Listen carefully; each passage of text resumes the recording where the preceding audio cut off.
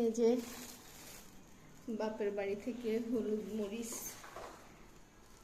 Ready করে নিচ্ছি। তন্নি সব গুছিয়ে দিচ্ছে আমাকে। ও আচ্ছা, সে তো আধা ভাগ নেয় আমার থেকে, শালি আদি গড়ালি। এই যে মরিচ আজকে এগুলারে গুঁড়া করে আসছে আনছে, আর এই যে হলুদ, এগুলো সব নিয়ে যাওয়া হবে। আর তন্নির করা আচার আসিফ খুব মজা করে খাইছে, সেজন্য এটা সবটাই নিয়ে যাবো ভাবতেছি। এটাও মজা হয়েছে, 3 ভাগের 2 ভাগ নেওয়া যায়।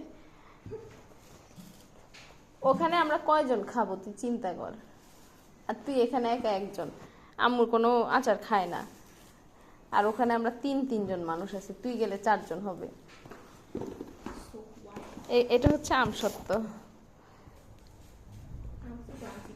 আর এটা হচ্ছে মোরব্বা, এটা হচ্ছে শুকনা আচার, একদম মচমচ করে।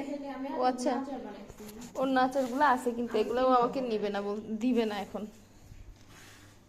এই যে এই এক বয়াম, এটা কি মিষ্টি না টক? তুমি এটাও টক, এটাও টক আছে। আর এই যে আরেকটা আচার করছে, আর ওইদিকে আরো 2 বয়াম আছে। আর আছে ওইদিকে একটা হচ্ছে মরিচের আর একটা হচ্ছে আমের আচার।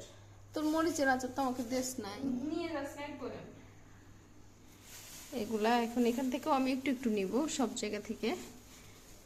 তো প্রথমে এগুলো সব রেডি করা হচ্ছে আর কি। হ্যাঁ, ওই দিন আসিফে খাইছিল, ঈদের সময় আসছিল যে, খুব মজা করে খাইছিল। ওইখান থেকেও একটু নিব। ও তারপর আরেকটা জিনিস তো দেখাই নাই, শিমের বিচি গুঁড়া নিব। সরি, শিমের বিচি গুঁড়া না, মানে পরিষ্কার করে আমু ডাল করে দিচ্ছে এটাকে, এটা নিব। আর এইটা হচ্ছে মজাদার জিনিস, সেটা হচ্ছে খুদ নিয়ে যাচ্ছি আমি, কারণ বর্ষাকাল আসতেছে। বর্ষার বৃষ্টির মধ্যে খুদের ভাত ভর্তা আমার অনেক পছন্দের।